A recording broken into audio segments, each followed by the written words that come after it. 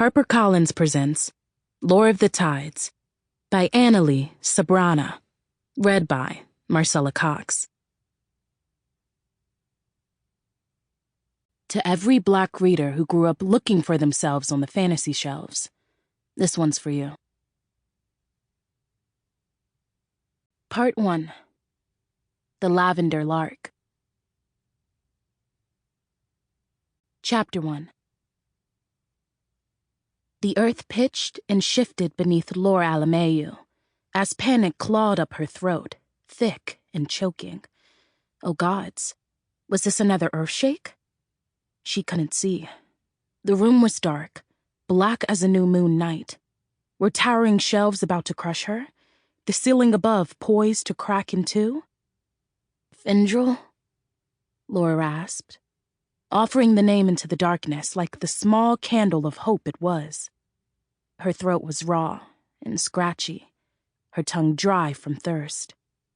Silence answered, punctuated by the howling of a storm, the rustle of branches in the wind. Were they not just together in the hidden garden? With Ember, the fox? No, Ember the moth. Wing beats fluttered delicately upon her shoulder. Lore brushed aside curls to nudge the fox-turned moth, but there was no sweet moth nuzzling her throat. A phantom memory. Lore shook her head. Her thoughts seemed to drift, as though they existed apart from time.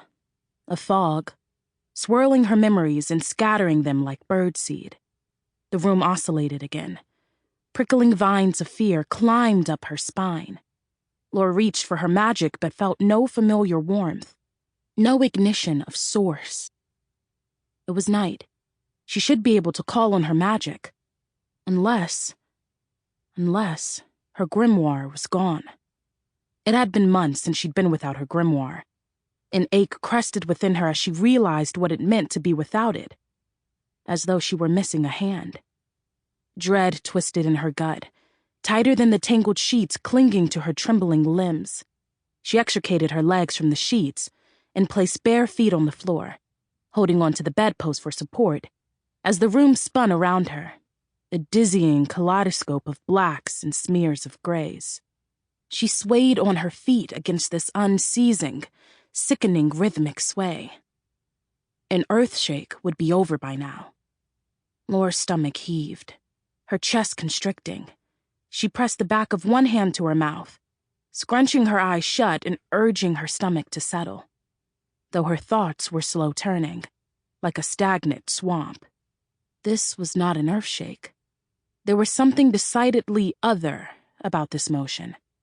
It was unfamiliar. Lore stretched out an arm, searching in the suffocating darkness. Scrabbling for purchase, she brushed her fingertips along the smooth surface of a table until she found an oil lamp and the cool, rough texture of a flint striker. A spark. A flicker of flame. She spun the knob, adjusting the wick length. In the sudden swell of light, a door came into focus.